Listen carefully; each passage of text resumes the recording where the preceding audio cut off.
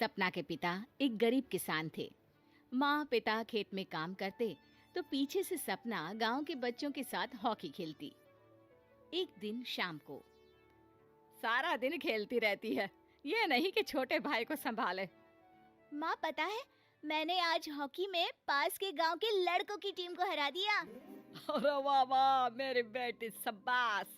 ये ले के रुपया, जा जाकर टॉफी खा ले। सपना खुशी से पिता के गले लग जाती है और बाहर चली जाती है। अरे तुम इसको बिगाड़ रहे हो, मैं ना इसकी शादी ही करा दूंगी। ऐसा कैसे शादी करा देगी? हाँ, अभी तो उम्र खेलने की है। माँ बड़बड़ करती वहां से निकल जाती है। लेकिन शाम को उन लोगों के घर कुछ लोग आते हैं। अरे राम सुखिया, जरा ये तो बतलाओ, सपना के बारे में क्या सोचा है? अरे क्या सोचना है मास्टर जी, पढ़ रही है, जितना पढ़ सकती है पढ़े, फिर शादी करवा देंगे, कोई अच्छा सा गांव का ही लड़का देख लेंगे। अरे तुम तो उसके पिता हो, तुमको कुछ नहीं पता? माँ घबरा जाती है। अरे का मास्टर जी, का पता नहीं, का हो गया? हम तो इनसे पहले ही बोल रहे थे कि लड़की की जात है, संभाल लो। अरे भाभी जी, आप भी ना कभी अच्छा भी सोच लिया करो। अरे सपना क्या खेलती है हॉकी, बड़े से बड़े आदमी भी नहीं जीत पाते हैं उससे। कल गांव में एक टीम आ रही है, लड़कियों की हॉकी खेलने उसे भेज देना, वहां शायद कुछ बात बन जाए। अरे ना ना मास्टर जी, कोई खेल वेल नहीं करवाना है हम लोगों को, वो भी शहर के लोगों के साथ तो बिल्कुल भी ना। शहर के लोगों को ना कोई भरोसा नहीं होता मास्टर जी। अरे कैसी बात कर रही हो सपना की माँ, बुरा आदमी तो हर जगह मिल जाएगा, उसके लिए शहर का और गांव का। अब हाँ हाँ मास्टर जी, हम लोग तैयार हैं, कल आ जाएगी सपना वक्त से। माँ के लाख मना करने पर भी पिता सपना को हॉकी टीम के लिए भेज देते हैं। शाम को सपना वापस आती है, लेकिन लटके मुंह से। और क्या हो गया, मार खाई हो का? कौन मारेगा? कौन मारेगा हमें? कोई मार वार खाकर नहीं आए। अरे फिर शकल पर 12 क्यों बजे हैं, बताओगी? देखो माँ, आप समझोगी नहीं, बताकर फायदा क्या है? अरे बिटिया रानी, हम तो समझेंगे ना, हमें ही बता दे। सपना पापा के गले लग जाती है। पापा, मैं ना सिलेक्ट हो गई हूँ भारत की हॉकी टीम में खेलने के लिए।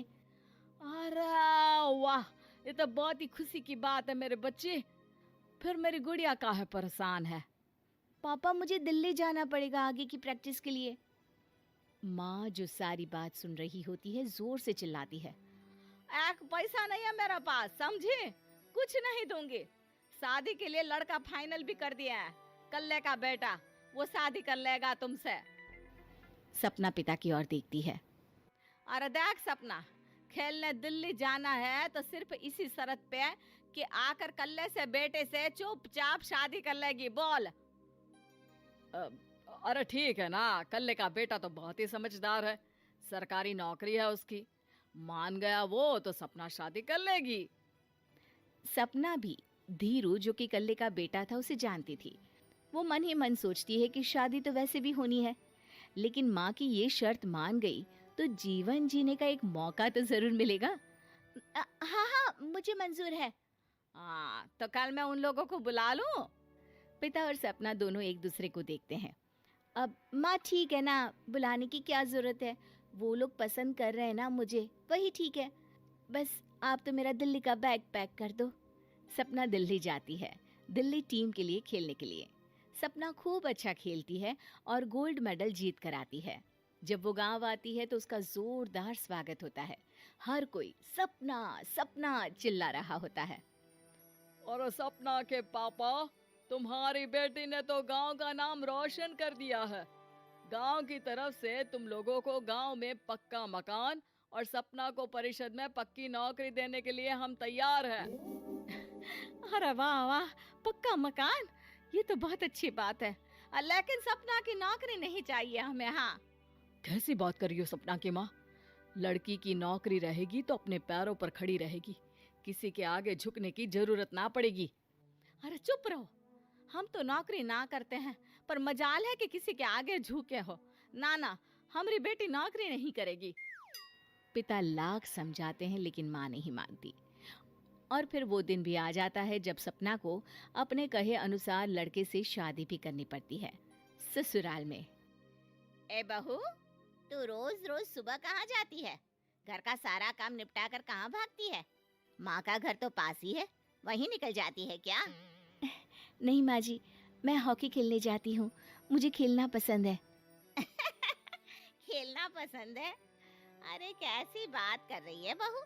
शादी के बाद तो कोई लड़की खेलती फैलती नहीं है, वो घर का काम काज देखती है। सपना कुछ नहीं कहती।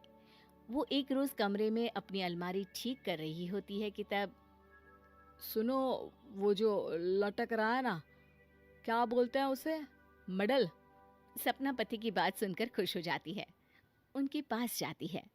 मैं सोच ही रही थी कि तुमने कभी पूछा क्यों नहीं। ये मेडल है, मैंने जीता है। पता है, हॉकी में बड़ा मैदान, बहुत से लोग, 2 टीम और फिर शुरू होता है जुनून। पता है, लगता है जैसे बस जिंदगी यही है, खेलते रहो, भागते रहो, दौड़ते रहो और लक्ष्य को पालो। सुनो ना, मैं ना भारतीय टीम के लिए खेलना चाहती हूँ। माँ, माँ, ए माँ, यहाँ तो आ जरा। सपना हैरान हो जाती है कि ये क्या हो गया, पति अचानक से माँ को क्यों बुला रहा है। हाँ बेटा, क्या क्या हो गया, काहे गला फाड़ रहे हो?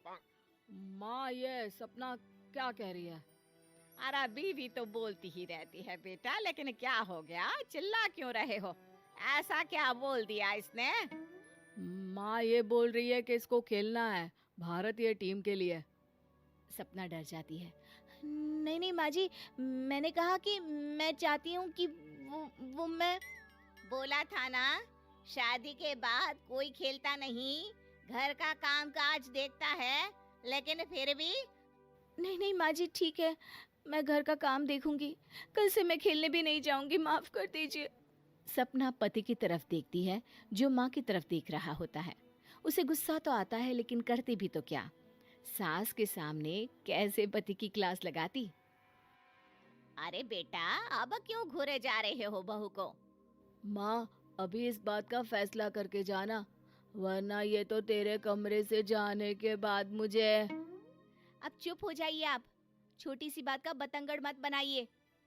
छोटी सी बात? बहू, ये कोई छोटी बात नहीं है। जो लड़की दिल्ली के लिए गोल्ड मेडल ला सकती है, वो देश के लिए भी तो गोल्ड ला सकती है ना। हम लोगों को किसी चीज की कमी नहीं है बहू, घर का काम तो कोई भी कर लेगा, लेकिन देश का नाम रोशन करने के लिए सपना चाहिए।